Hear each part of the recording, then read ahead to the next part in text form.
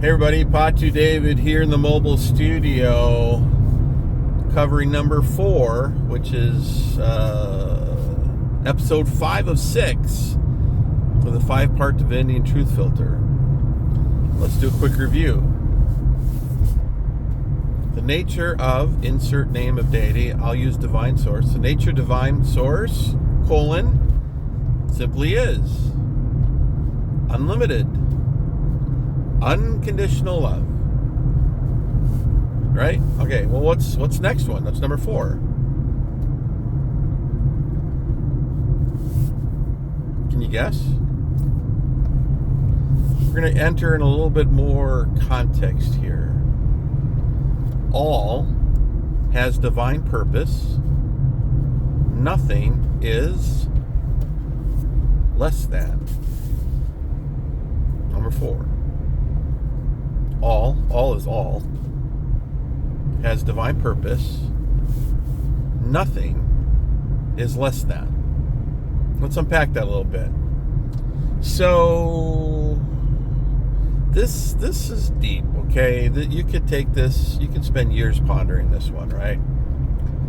But let me ask you a simple question. Does a rock have a purpose? Does dirt have purpose? Does air, sky, molecules, things that we don't even understand, does it all have purpose? When you look out into the Milky Way galaxy, do you see a lot of order? And yet there's chaos, but there's order in the chaos, right? So, how does this show up in real life? Well, it's a questioning process. Something happens in your life. What's the divine purpose of whatever? Maybe you can see it clearly just by asking the question. Maybe you can't think of any divine purpose, so you have to assume there is a purpose. It's just a great way of navigating life. I don't understand why this horrible event happened, but it'll bring you peace of mind if you can get to a point of trusting that, you know what? Maybe there is, or there must be, a higher purpose for whatever transpired. This gets hard in extreme situations. Let me give you an example of creating a story. Sometimes we have to create a story. I like to use mothers against drunk drivers. Mad, right? Here's a mom whose teenage daughter gets killed by a drunk driver. Right? It's horrible.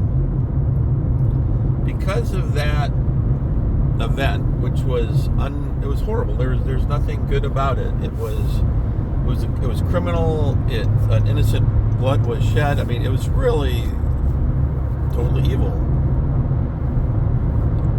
Yet, because of that event happening to this specific person, Mothers Against Driving was born. If the event never would have happened, Mothers Against Drunk Driving wouldn't have come into creation at that moment in time. So, was that death meant to happen? Some people could create the story saying, well, that young girl came to this planet on a special assignment in order to create MAD. It's a story. It's a story that serves a higher purpose. Is that what happened? We'll never know. You'll never know. But it's a story that brings a higher purpose to an ungodly event. It is a way of looking at the world. A lot of people have evil events happen to them and they're victims forevermore. They never recover. And I'm not here to criticize victims, survivors, any of that. But I'm here to point out, if you're going to navigate life, and life is not nice. I don't know if you've noticed. Life can be pretty brutal and evil, right? And, it's not even about, I should feel thankful because at least I'm not that person. Well, you know what? That's in our entertainment. That's in our news cycle. That's kind of how we don't go insane as a species. So when I say something for a Divinity Truth filter, all has divine purpose, nothing is less than, I started asking myself questions like, what's the divine purpose of evil? That took me 6 months to figure that out. I pondered it every day for 6 months, and then I figured some stuff out.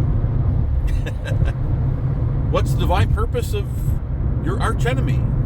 If you're Christian, what's the divine purpose of Satan? Right? Oh, what do you mean he's got a divine purpose? Well, an unlimited being doesn't have any enemies. So I'm just going to... This may be hard for a lot of people to assimilate, but the creator of all that, whatever this is, these billions of universes and trillions of planets like Earth out there, statistically, doesn't really care about a little piece of land on this Earth. Already owns the whole planet, already owns all the universes.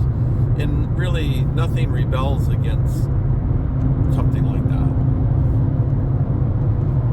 Right?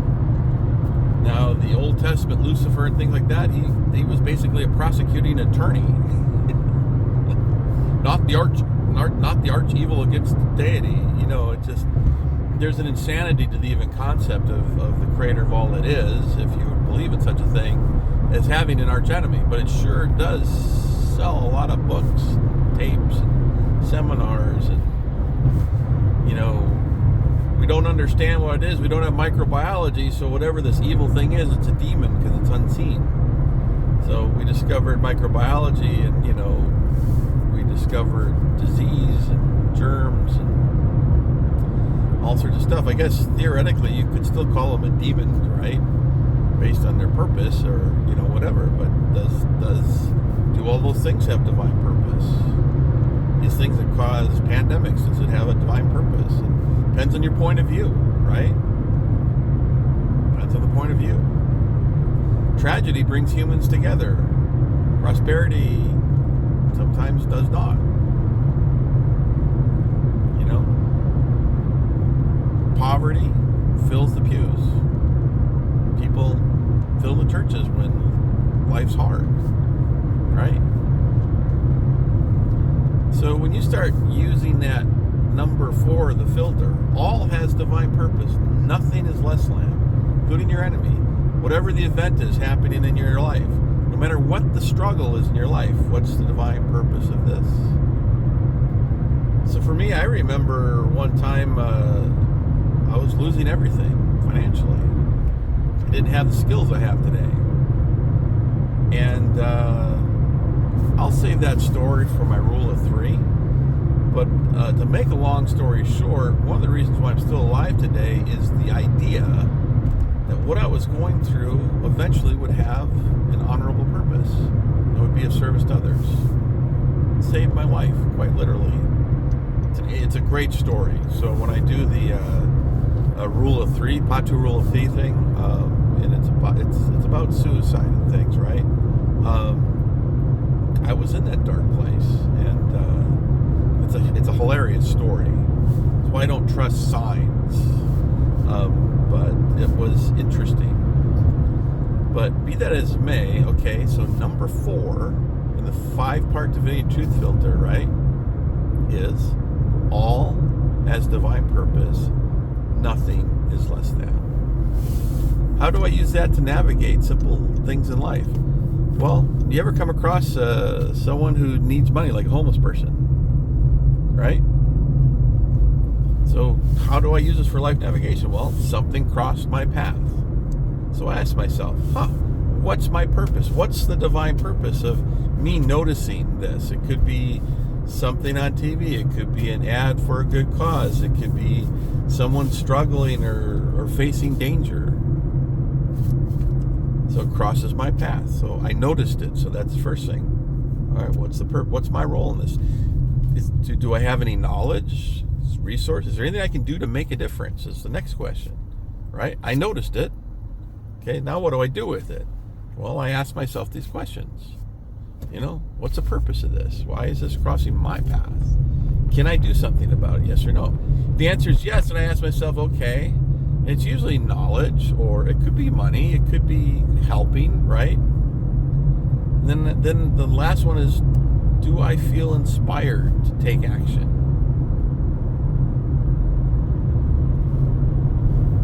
I don't know. mean, just the other day, I think I purchased something, and I was, it was leaving a tip for the housekeeping staff at a hotel we stayed at last week. And I opened up my wallet because Diana used to, do that stuff. She's talking about how hard they work and how they're underpaid. So we always tip if we can, right? And, I opened up my wallet. I had a 1, I had a 10, and a 20. 3 choices. And the room was immaculate. And I pulled out the 10, and it didn't feel right to me. I noticed. So I left a 20. I left a 20. All right, so I made it to my work and it's bright out, and so I need to wrap this up.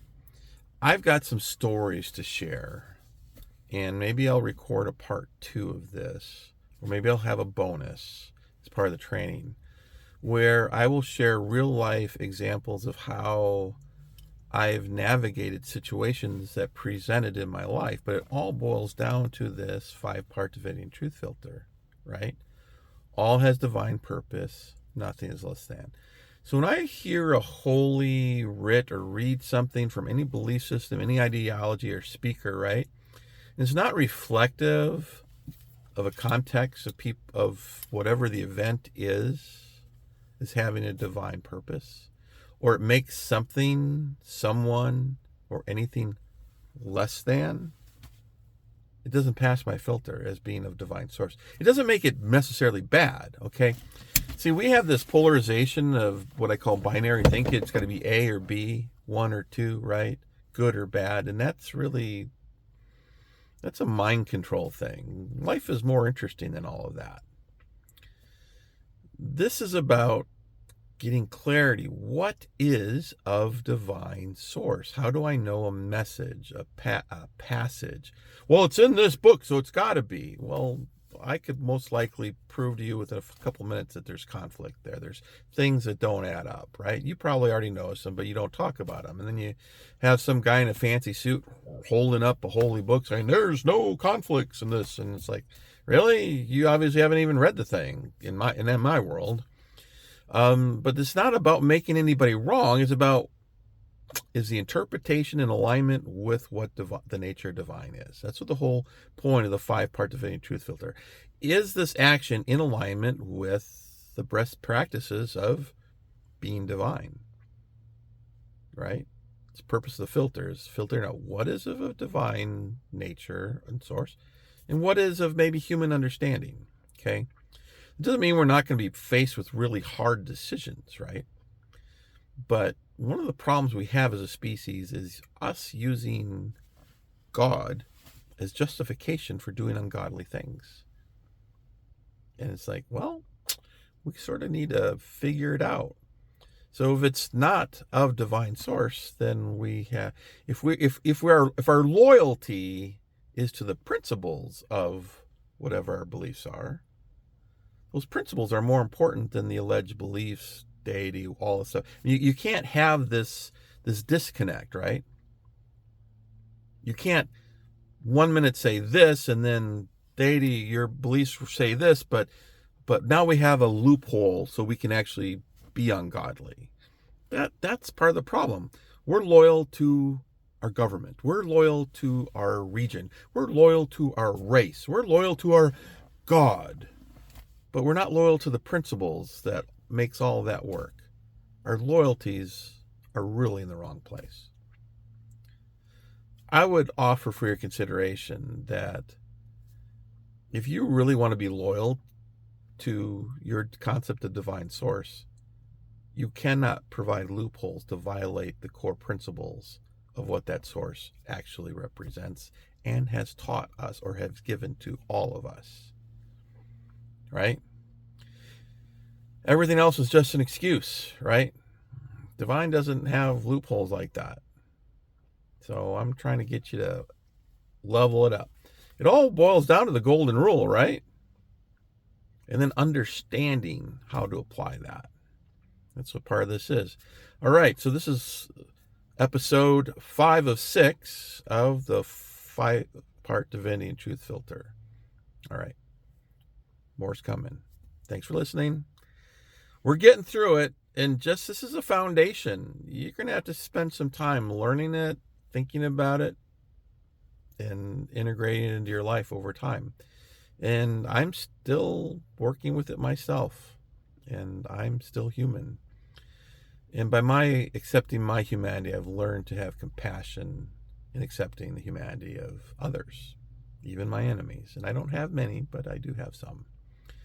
And it's unfortunate because usually it's their own issues. But yes, you have the right to defend yourself. Yes, you have the right to put a stop to things. We're going to get into the ethics and application of how to navigate life with POTU principles, right? Okay, so we'll get there. David out.